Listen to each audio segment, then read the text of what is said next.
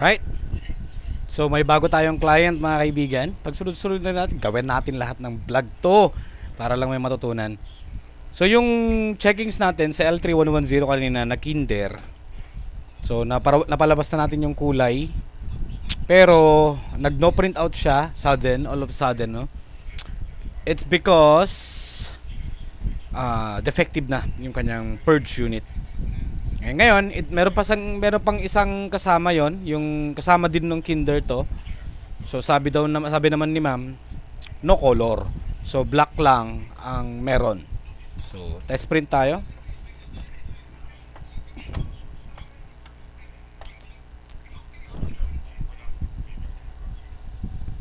Mag-test print tayo mga kaibigan. Kasi sabi ni ma'am, black lang din daw yung meron dito. Okay.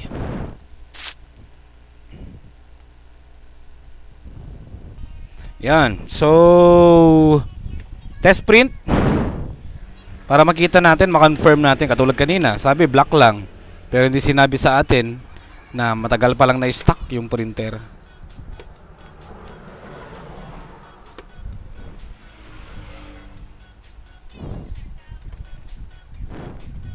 So test print tayo.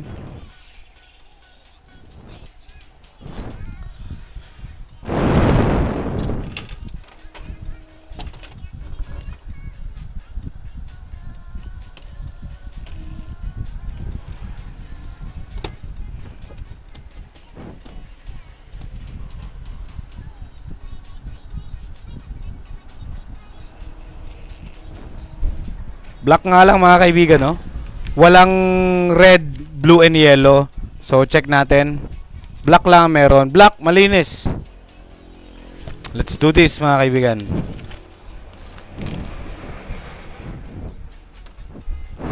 So wait lang. Malinis ang black, red, blue, yellow. Kung papansinin ko yung yellow at red, even blue, meron mga kaibigan, merong konti. Poor print quality. So baka ito nagsisimula na siya maging barado. So declag natin. Hopefully wala na namang problema sa tawag dito, sa purge unit.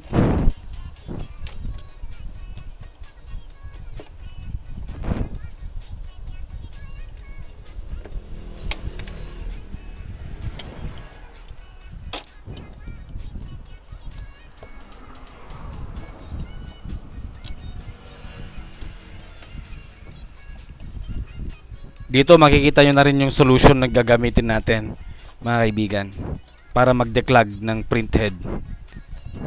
May muriatic acid pero may kasama yon. Hindi lang solo muriatic acid. Ha!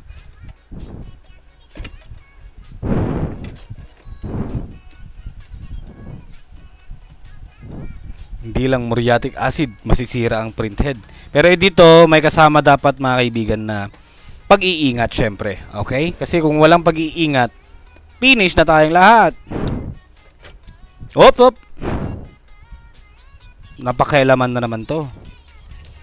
So, kung tinignan natin yung damper na empty na. Meron naman. Uy! Nag-spill oh. Barado to. Yan oh, sa may printhead. Barado to. Banatan natin gamit yung solution natin. EMS! Gemas! Hopefully okay tong printhead nito. Ay itong purge unit. Hopefully okay siya. Kasi kung sakali double kill na naman to para sa school. Although may pondo naman sila. And depende mga kaibigan kung pasok pa sa government tawag dito percentage. Kasi merong mga mataas na expenses. Pag sobrang taas na ng gagastusin, hindi na nila papatusin. Purge unit nito regularly nasa 800 yun. Installation fee pa.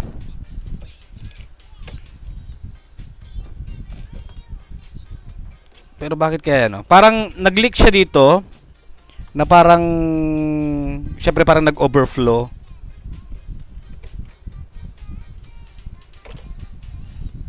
Huwag mababasa yung pins, okay? Huwag niyong babasahin yan. Dumi na ng kamay ko, puro printer, maghapon. Huwag lang ink leakage. Kapag leakage, pag pinump out natin to, gamit yung syringe, at nag-leak na, hindi na pa spray type, tapos na yan. Huwag nyo nang ipilit. Punasan natin.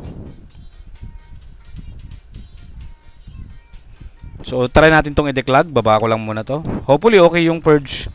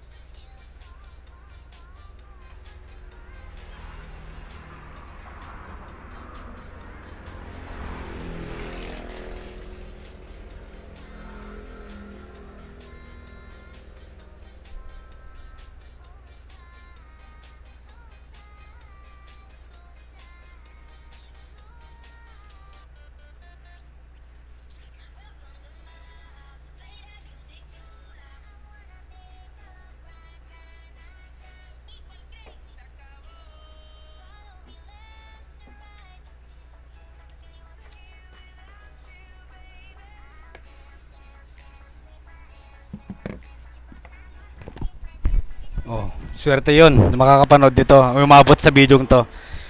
Papakita ko sa inyo. So, meron akong gamit dito. Regular cleaning solution. Kita nyo naman yung kulay blue. Pero dito, oops! Uy! Medyo whitish siya. So, ito mga kaibigan, konting-konti lang. For example, hanggang dito yung cleaning solution. Then, haluan natin to ng muriatic acid. Das konti lang. Pagkatapos nyong i-pump out, di ba kakargahan natin to. Halimbawa, kukuha na tayo dito sa muriatic acid. Pero ito ay para sa mga barado, as in super barado lang. So, bago tayo mag-proceed dyan, try muna natin dito to.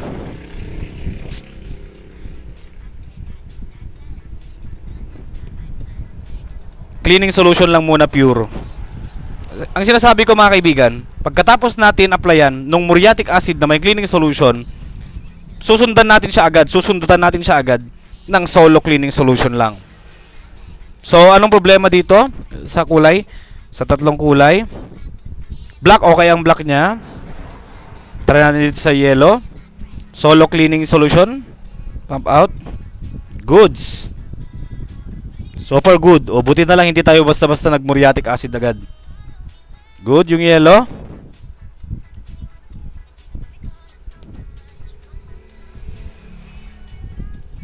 Good. Next, red. Ito yung parang nag-leak eh. Sa palagay ko, ito yung may problema mga kaibigan. Yun na nga, barado. Yun. So, may lumabas na kulay, pero matigas. Hindi siya buo mga kaibigan. So, padaanan natin konting-konti ng muriatic acid. Then, mag-proceed tayo agad dito. Hugot tayo agad dito sa cleaning solution. Kuha tayo dito. Combination of muriatic acid plus cleaning solution. Kuha tayo ng half. Then, diretso lang mga kaibigan. Then, after that, kuha tayo agad dito.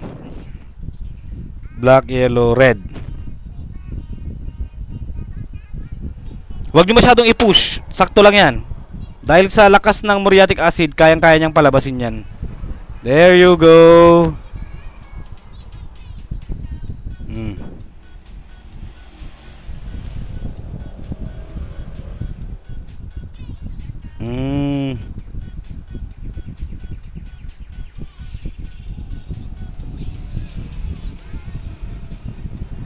Oh, so nakompleto na natin.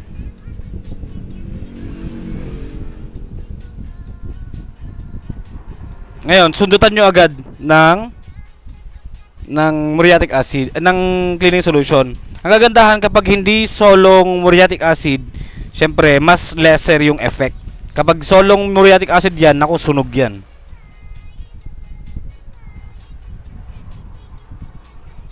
Yan. So napalabas na.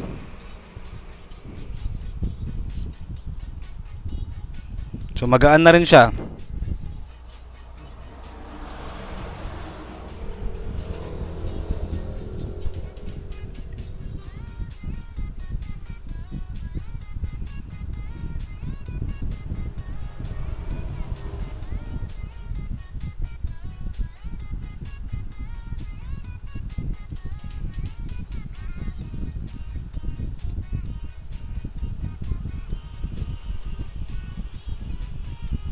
Goods.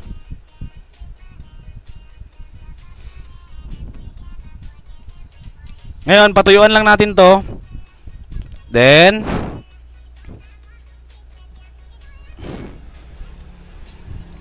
balik natin, mag-ink flash ulit tayo. Pero kung walang printout to, just in case pa rin, magduda na tayo sa purge unit.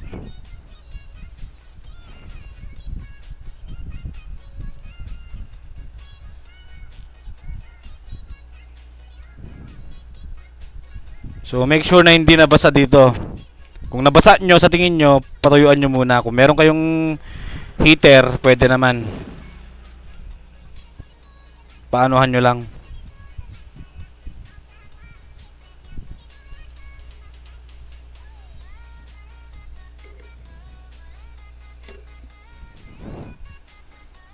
Pero kung just in case walang lumabas mga kaibigan, yung purge unit.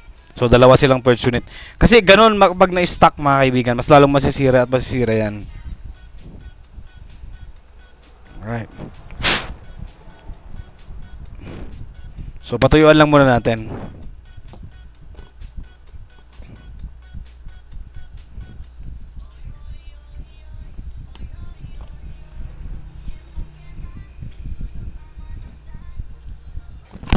Alright. So napatuyuan na natin siya. Testingin na natin siya ulit mga kaibigan. Double check ko lang, baka mamaya problema diba? Debay.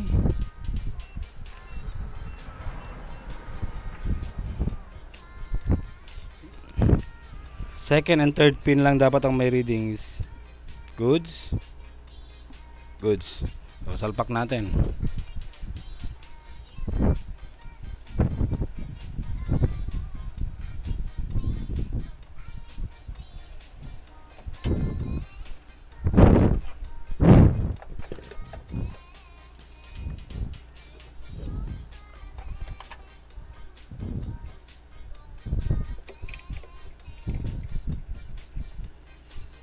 Salpak natin, make sure na hindi ito nabasa.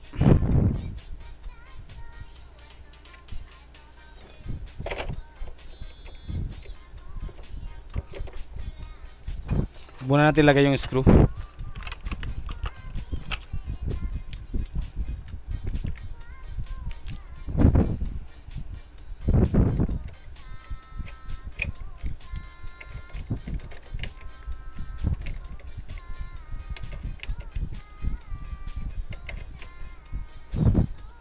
Baliktad.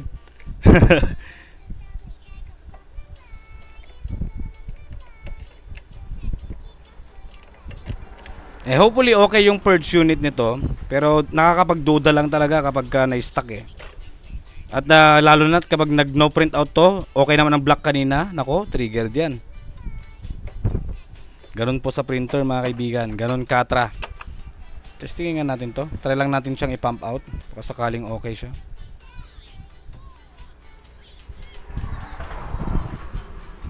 Goods. Sana mapalabas natin. Okay, so salpak natin yung kanyang scanner. Then mag-ink flash tayo, then update ko kayo ulit. Okay, so I will update you pagkatapos mga kaibigan.